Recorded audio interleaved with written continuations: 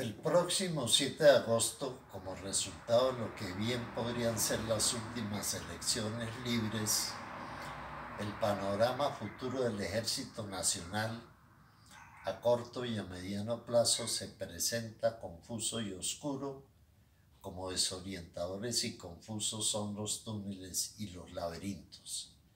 Los triunfadores no caben en sí el júbilo, pero es fe que no toda luna de miel llega a puerto seguro, y más cuando esa luna de miel es el resultado de un plan meticulosamente orquestado, como ya lo han ido denunciando varios politólogos de insoslayable seriedad, como es el caso de Agustín Laje, que lejos de rehuir la algarabía y la proliferación de lugares comunes, los enfrenta con argumentada vehemencia y sin que se le quiebre la voz o entre en manifiestas contradicciones. Este plan orquestado que duele por la mezquindad y el oportunismo con que fue concebido, tiene por ahora, en tiempos nublados y torticeros, la perversa intención de socavar paulatinamente, en el caso que centra mi atención, el del Ejército Nacional, de minar a fondo su proverbial espíritu de lucha, su sentido de cuerpo, su acendrado patriotismo y de desmontarles gradual y soterradamente su convicción, hasta ahora inalterable, de ser los garantes de una constitucionalidad pensada para darle continuidad histórica a una democracia participativa, soberana y libre, que más pronto que tarde sentirá amenazada su razón de ser a nombre de pretensiones demagógicas de perfil totalitario que, vuelvo y lo repito, van de la mano de una estrategia planificada con antelación. Bajo estos parámetros, ausentes obviamente de toda grandeza, se pondrán en la práctica tácita o explícitamente los más sinuosos procedimientos para que los soldados de Colombia olviden por qué luchan, para qué luchan y contra quién luchan. De un largo trecho hasta el día de hoy, las Fuerzas Armadas han sido objeto por parte de ciertos medios de comunicación de una campaña de difamación que a fuerza de repetición busca desmoralizarlas y sumirlas en la impotencia. Cierto es que determinados individuos, transgrediendo sus códigos de honor, nunca han debido portar el uniforme, pero son los menos, dicho sea de paso, en el marco de la evidencia y de la duda razonable, han sido sancionados con toda la severidad que las leyes permiten. Ese antimilitarismo visceral de ciertos periodistas que el país conoce de sobra ha intentado hacer de lamentables casos aislados un juicio global a una institución, o mejor, a una religión de hombres honrados, de ver antes que vida, que por fuerza nos vuelve a recordar a Calderón de la Barca. En ese sentido se seguirán haciendo maniobras desde las sombras para que nuestros soldados, salidos de la más pura y noble entraña popular, que no es lo mismo que populismo, para que mediante un desmonte gradual del pie de fuerza, sumado a una reestructuración doctrinaria, reeducación sería la expresión más apropiada, de acuerdo a lo que hizo Stalin en Rusia y para no ir tan lejos, a lo que hizo Fidel Castro en Cuba y Hugo Chávez en Venezuela. Esto para no hablar de lo que será un inevitable recorte también presupuestal. Ese desmonte gradual hará que el glorioso Ejército Nacional pase el cenit al ocaso, del resplandor de su presencia en todos los rincones de la patria, apoyados por el resplandor del mediodía, a una noche sin derecho a luna llena. Ese es parte del plan siniestro, pero también los enemigos ocultos o visibles de una democracia auténtica saben, y eso les produce insomnio, del coraje y del sentido del honor de cada uno de nuestros soldados, a los que se pretenderá reducir al máximo cualquier operativo significativo, y más grave aún, invitarlos a que confundan lealtad con servilismo, asunto que tampoco les resultará sencillo a la orquestada estrategia.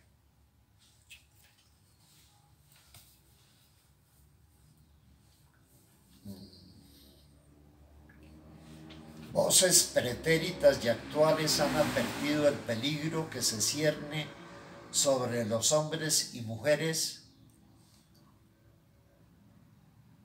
que custodian la soberanía de la patria como celosos y honrados centinelas en permanente estado de vigilia. Todavía el soldado colombiano comprende a cabalidad cuando al leer la Biblia exclaman al unísono: el Señor es un guerrero, su nombre es el Señor.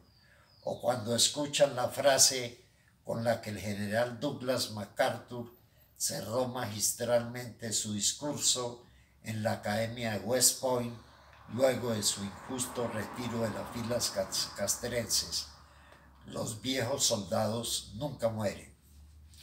A mi memoria, entre recuerdos atropellados unos y pausados otros, me viene la grata y ejemplarizante imagen del coraje vuelto un estado de alma de aquellos generales que me dispensaron su amistad y que me abrieron de par en par las puertas de sus puestos de mando cuando estaban en pleno uso del uniforme, como también las de sus hogares cuando ya formaban parte de la reserva activa. Me parece estar viéndolos ahora y estrechando como si hubiera sido ayer con firmeza sus manos, como lo hice tantas veces con los generales Álvaro Valencia Tovar, Alberto Ruiz Novoa, Gabriel Puyana García, Hernán Hurtado Vallejo, Faruk Yanine Díaz, José Joaquín Matallana Bermúdez, Harold Bedoya Pizarro, Jaime Durán Pombo, Gabriel París Cordillo, o con coroneles como Hernando Forero Gómez, como su hijo también coronel Hernando Forero Camargo,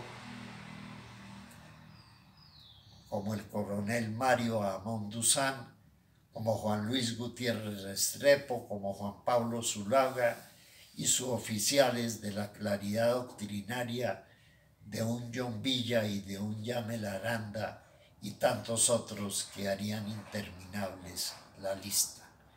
Y pido perdón de paso por esa omisión. Y desde luego, en esa nómina insigne de generales está el general Fernando Landazábal Reyes, al que visité tantas veces en su oficina y en la calidez de su hogar, y quien me obsequió cada uno de los numerosos textos de su autoría con dedicatorias que por excesivamente generosas todavía me hacen ruborizar, y que además, dicho sea de paso, esos sus textos siguen siendo de obligatoria lectura en academias militares del exterior, incluidos los Estados Unidos de Norteamérica. A nombre de esa generosidad sin límites, me obsequió también en edición de lujo los 34 volúmenes de las memorias del general Daniel Florencio Leri, edecán, como se sabe, que fuera el libertador Simón Bolívar. Su carácter se hizo realidad en cada uno de sus 7 hijos. Uno de ellos, Gustavo, confrontó con valor civil ejemplar al hoy desmovilizado guerrillero de las FARC, Rodrigo Londoño, más conocido como Timochenko. De este general fuera de serie, me permito leer algunos apartes de la entrevista que en su momento le hizo esa periodista culta y carismática que es Margarita Vidal, contraria por su alta formación profesional al amarillismo, a las tergiversaciones semánticas y a la descontextualización en las que, por desgracia, caen muchos periodistas. Un caso que por su perfil tiene más de una coincidencia con Margarita es el de Salud Hernández, a quien admiro ya que conoce a fondo el drama cotidiano, no de la realidad urbana, sino de la tragedia que se vive en la Colombia profunda. Admiro también al columnista Plinio Apuleyo Mendoza y admiro a mujeres como Marta Lucía Ramírez, a la senadora María Rosario Guerra de la Espriella y a otras que también harían interminable la lista. Procedo pues a leer algunos apartes de aquel que brilló con luz propia en la guerra de Corea, como lo hicieron tantos otros miles de compatriotas. Abro comillas.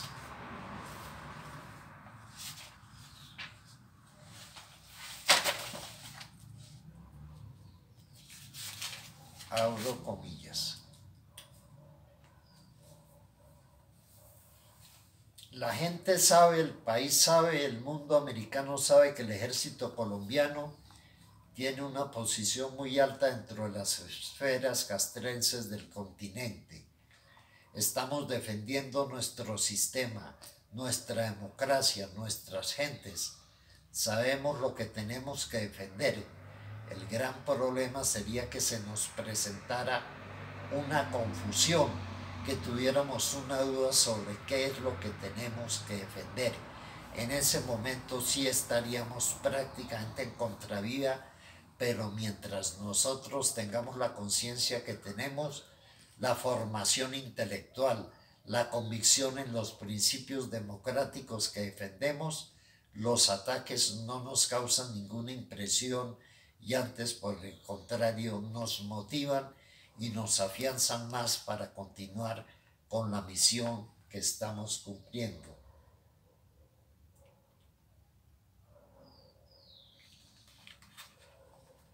Vuelvo y abro otro encomillado.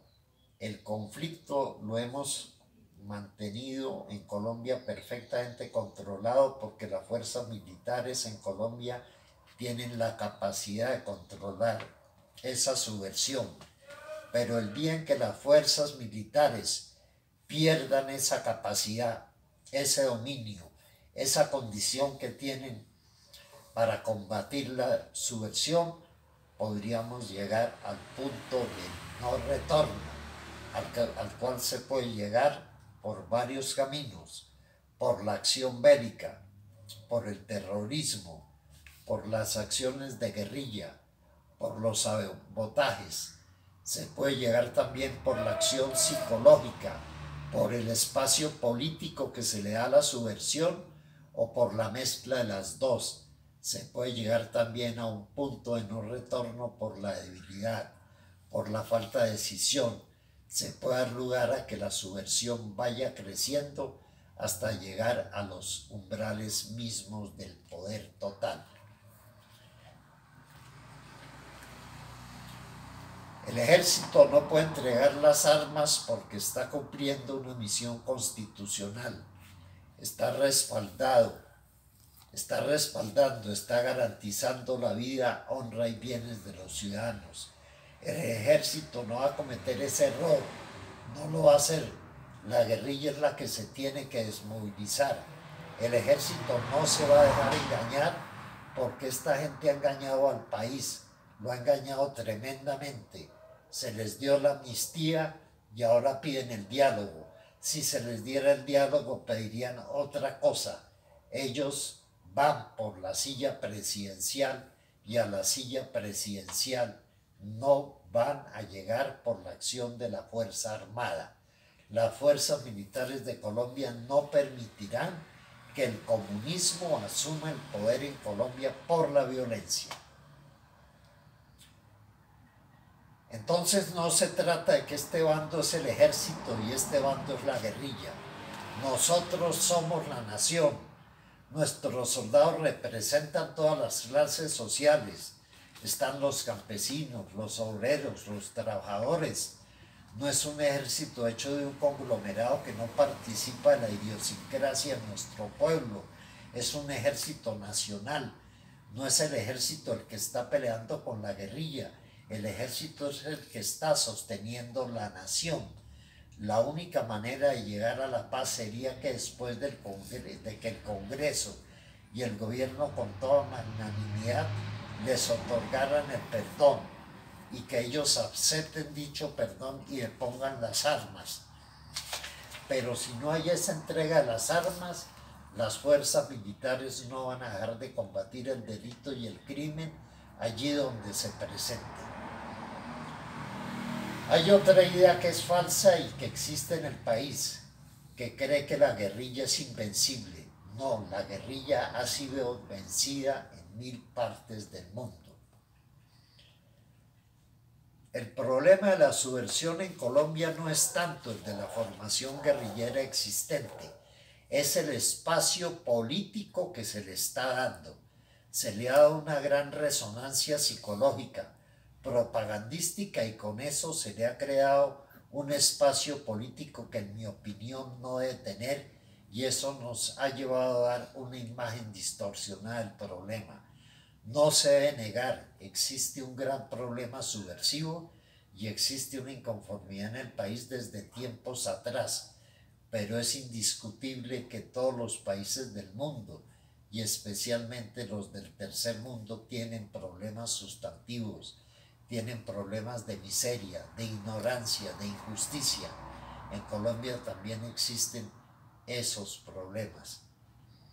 Y no se debe ignorar que a esa situación, a esos factores de violencia, se les reviste de la máscara política, de la explotación comunista, de la vigencia de esas condiciones que existen en los países y que entonces vienen a constituirse en causas de la subversión para poder explotar esos factores en beneficio de la revolución, del nuevo sistema que se quiere implantar. Por algo nos llamamos Ejército Nacional. Nosotros no pertenecemos a ninguna agrupación política, no pertenecemos sino a la nación. Entonces, cuando la nación requiere que se le diga una verdad, hay que decírsela. Esa ha sido mi política y creo que esa es la política de los militares. Nosotros tenemos que hablar y el país se tiene que acostumbrar a escuchar a sus generales. Lo que pasa es que aquí no nos oyen. Aquí no hablamos sino los generales y el resto no habla con nosotros. Son amigos de cóctel y en los cócteles nos dicen: bueno, general, estamos con usted, y al otro día escriben en contra de nosotros. Pero la gente tiene que acostumbrarse a oír a los generales, porque los generales tenemos una conciencia perfectamente clara de qué es lo que estamos defendiendo, y el país puede estar seguro de una cosa: jamás le vamos a mentir. Esa es una convicción. El militar no le dirá una mentira al país.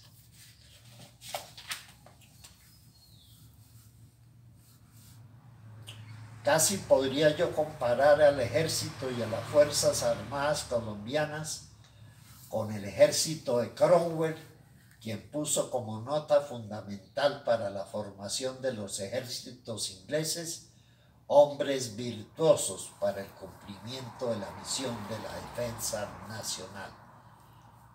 pero no aceptamos que institucionalmente se ponga en tela de juicio la buena acción, el decoro y el honor de las fuerzas militares. Eso es muy distinto.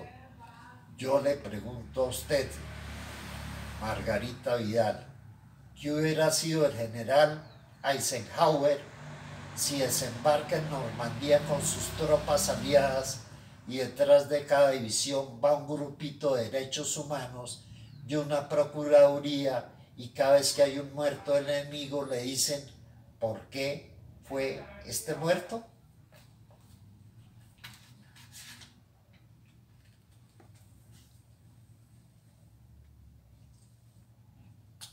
Le pregunta la gran periodista Margarita Vidal al general Landazábal, y estamos hablando de la época en que él se desempeñó como ministro de Defensa de la controvertida gestión de aquel que se definía como la extrema izquierda del Partido Conservador, Belisario Betancur. Margarita le dice, pero se diría que él es más conciliador y usted más radical. Y le responde el general Fernando Landazábal Reyes, es que yo soy militar y él es político. Entonces continuamos ya. Finalmente, aparte de mi gratitud, le pido a cada uno de los hombres y mujeres de las fuerzas militares que no permitan que se vulneren los intereses supremos de la patria, el decoro, el honor y el juramento a la bandera. Todos los colombianos, que son muchos millones, valoran y llevan en el centro mismo de sus corazones a las Fuerzas Armadas de Colombia. Sin ellas y sin el concurso de la Iglesia, el país se desmoronaría como se desmorona un castillo en naipes.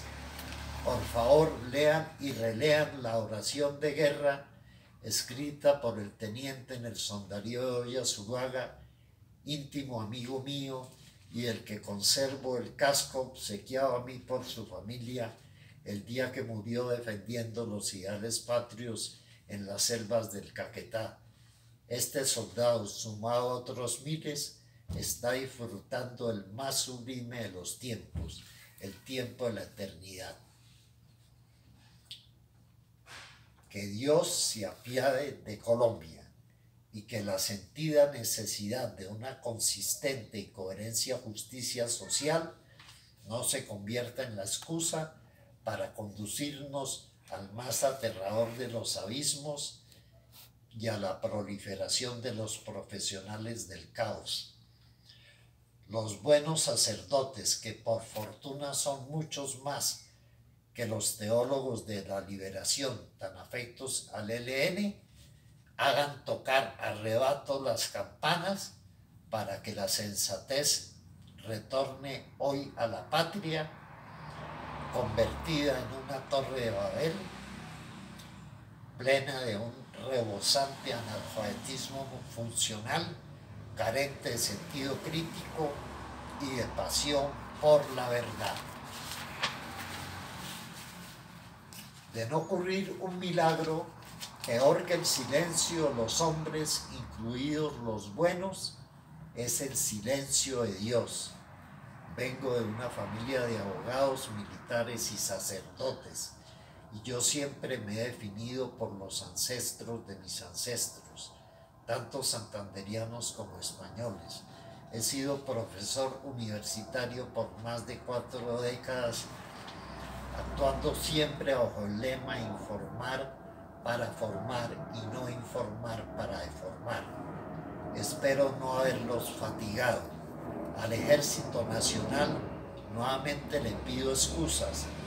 Nos quedó en estos tiempos donde proliferan los Kerenskis, la mediocridad rampante, la molicie, la superficialidad, la vulgaridad en el lenguaje.